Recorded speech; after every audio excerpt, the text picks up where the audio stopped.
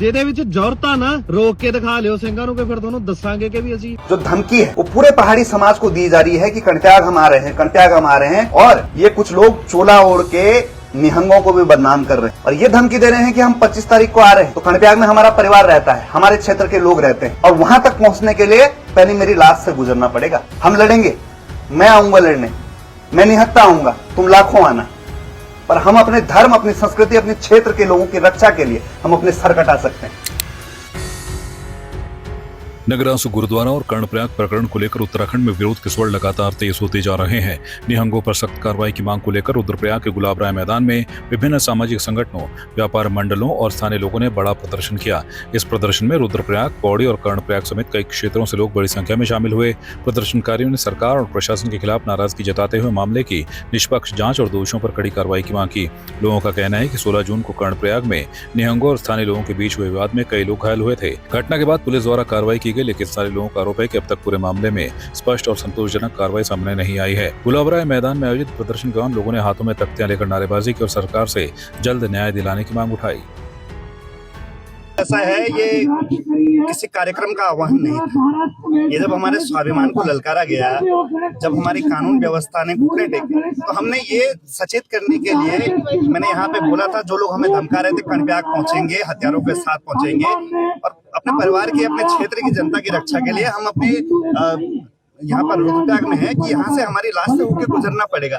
यहाँ का शासन प्रशासन घुटने टेक सकता है, मुख्यमंत्री घुटने टेक सकती है, भाजपा कांग्रेस के मुंह में दही जम सकती है, पर जो यहाँ का पहाड़ का मूल व्यक्ति है वो कमजोर प्रवृत्ति का नहीं है। हम डरें तो किससे डरें? उन आने वाले आपदाओं से, अस्पताल की अव्यवस्थाओं से, जंगली जानवरों के हमले से या तुम्हारी गीदड़ भभकी से हम किसी से डरे? डर हमारे अंदर का खत्म हो चुका है। एक जो पहाड़ी होता है वो बॉर्न फाइटर होता है, वो इस जंगली जानवरों के बीच खेलता, बढ़ता, पलता है, वो कमजोर प्रवृत्ति का नहीं है। आप लोगों ने अभी जंगली जानवर तक नहीं देखे और हमें अगर जंगली बुलाना होगा तो वो बिल्कुल सही बात है कि हम जंगली लोग हैं और जंगली लोगों से आप अगर बोलोगे कि जंगल के बीच में आके तुमसे लड़ेंगे, तुम्हें ललकारेंगे, तो हम तो स्वागत कर रहे हैं ना, आओ। ये गीदड़ भभकी मत दिखाओ। ये जो डर का माहौल, आतंक जो तुम फैलाना चाह रहे हो, नहीं डरते हम तुम्हारी गीदड़ भभकी से। आप बताओ, हम तैयार हैं और हम भी उसी गुरुवाणी का पालन कर रहे हैं कि 1.25 लाख से 1 लड़ाओ। उन्होंने बोला कि हम लाखों की संख्या में आएंगे, हजारों की संख्या में आएंगे, तो मैं भी खड़ा हुआ, मैंने कहा बोला हम निहत्ते आएंगे। और ये जितने लोग गढ़वाल कुमाऊं से हमारे जितने युवा आ रखे हैं, ये इस भूमि के लिए न्यौछावर होने के लिए आ रखे हैं और निहत्ते आ रखे हैं कि अपने स्वाभिमान के लिए हम मरने तक का लड़ सकते हैं। हमें मत ललकारो। इसके बाद कांवड़ यात्रा आनी है, फिर वो लोग माहौल खराब करते हैं।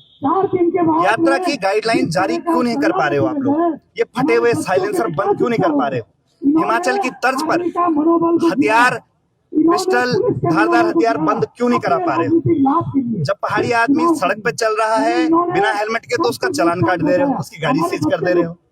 और ये जो आ रहे हैं, जो 4 दिन तक बंधक बना के रखे, उन पे कोई कार्रवाई नहीं। 3-3 आके बैठ रहे हैं एक गाड़ी पे, नंबर प्लेट नहीं। ये क्या बना दिया उत्तराखंड को आपने? ये इसलिए राज्य बनाया था कि 42 लोगों की शहादत के बाद कि तुम यहाँ पर अपनी मनमानी करोगे। क्या अय्याशी का अड्डा बन के रह गया उत्तराखंड कि कोई भी आएगा जोर दिखाएगा उत्तराखंडियों पे? गंगा नदी के किनारे शराब पिएगा। क्या नियमावली बनाई है आपने जो कि गंगा नदी के किनारे शराब पिएंगे उन पर क्या कठोर कार्रवाई होगी? बताइए क्या बनाया है सरकार ने? इन्होंने ठेके खोले हैं जानबूझ के ताकि वो पिए वहां पे जाके। हमारे धार्मिक भावनाओं को ठेस पहुंची है गंगा के अपमान से, पहाड़ के अपमान से, और ये गीदड़ भभकी जो ललकार रहे हैं। हम खड़े हैं अपने समाज के लिए और ये मत भूलिएगा आप। बागेश्वर के ऐतिहासिक नुमाइश मैदान में समाज कल्याण विभाग और एल्मिको कानपुर के सहयोग से कृत्रिम अंग एवं सहायक उपकरण वितरण शिविर का आयोजन किया गया। शिविर का उद्देश्य दिव्यांगजनों और वरिष्ठ नागरिकों के जीवन को अधिक सुगम, सुरक्षित और आत्मनिर्भर बनाना रहा। इस दौरान कुल 480 लाभार्थियों को उनकी जरूरत के अनुसार व्हील चेयर, ट्राईसाइकिल, श्रवण यंत्र, बैसाखी, छड़ी, कमर और घुटने की बेल्ट, दृष्टि संबंधी चश्मे सहित विभिन्न सहायक उपकरण निःशुल्क वितरित किए गए। उपकरण मिलने पर लाभार्थियों के चेहरे खुशी से खिल उठे। एल्मिको के तत्वाधान में समाज कल्याण विभाग द्वारा जनपद में एक शिविर का आयोजन किया गया, जिसमें पूर्व में जनपद के विभिन्न कोनों से, विभिन्न क्षेत्रों से चिन्हित किए गए दिव्यांगजन एवं वृद्धजन, उनको चिकित्सीय उपकरण एवं अन्य सामग्री का वितरण किया गया। जिला प्रशासन का एवं समाज कल्याण विभाग का यही उद्देश्य है कि इस प्रकार के शिविरों का लगातार आयोजन किया जाए, लाभार्थियों को चिन्हित किया जाए और राज्य सरकार और भारत सरकार की विभिन्न योजनाओं से उन्हें लाभान्वित करने की जो प्रक्रिया है उसमें तेजी लाई जा सके। विश्व प्रसिद्ध महाकाली मंदिर गंगोली हाट में इन दिनों श्रद्धालुओं की भारी भीड़ उमड़ रही है। मैदानी क्षेत्रों में गर्मी की छुट्टियां और अधिमास समाप्त होने के बाद बड़ी संख्या में भक्त दर्शन के लिए पहुंच रहे हैं। सुबह से देर रात तक मंदिर परिसर में श्रद्धालुओं की लंबी कतारें देखने को मिल रही हैं। बाहरी राज्यों और विभिन्न जिलों से आने वाले श्रद्धालुओं के कारण गंगोली हाट और वेरीनाग क्षेत्र में भी रौनक बढ़ गई है। स्थानीय बाजारों और व्यापारिक गतिविधियों में भी तेजी देखने को मिल रही है। महाकाली मंदिर समिति के अध्यक्ष हरगोविंद रावल ने बताया कि श्रद्धालुओं की बढ़ती संख्या को देखते हुए सुरक्षा और व्यवस्थाओं को मजबूत किया गया है। ज्येष्ठ का जो पुरुषोत्तम मास आया, उसकी वजह से मंदिर में पूजाएं बहुत कम हो गई थी। हालांकि टूरिस्ट और दर्शनार्थी तो आ रहे थे, लेकिन पूजन संबंधी कार्य बहुत कम हो गए थे। अब वर्तमान में ये 15 जून के बाद लगातार अत्यधिक भीड़ हो रही है और ये भीड़ का कारण मुख्यतः है कि शुद्ध मास लग गया है, ज्येष्ठ शुद्ध महीना चल रहा है। इसमें हमारी कुमाऊनी परंपरा के अनुसार पूजन पाठ यज्ञ इत्यादि होते हैं। मां महाकाली के इस दरबार में वैसे तो वर्ष भर भीड़ रहती है, लेकिन इस बार जेठ के महीने में अधमास होने की वजह से आषाढ़ में भक्तों का तांता लगा हुआ है।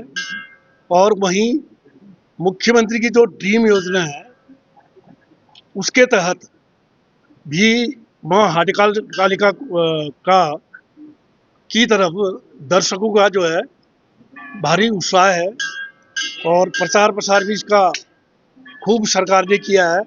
और वहीं मंदिर समिति इस पूरे भीड़ को नियंत्रित करने के लिए अपनी तरफ से पूरे प्रयास कर रही है और देश विदेश से भक्तों का सुबह 4 बजे से लेकर रात्रि 8 बजे तक यहाँ आना जाना लगा रहता है और तांता लगा रहता है प्रतिदिन। आपकी इस पर क्या राय है, हमें कमेंट कर जरूर बताएं। इसके साथ ही आप हमारे YouTube चैनल को सब्सक्राइब कीजिए। आप हमें Facebook, Instagram, Twitter पर फॉलो भी कर सकते हैं और संवाद 365 के साथ एक क्लिक में जुड़ने के लिए डाउनलोड कीजिए संवाद 365 ऐप।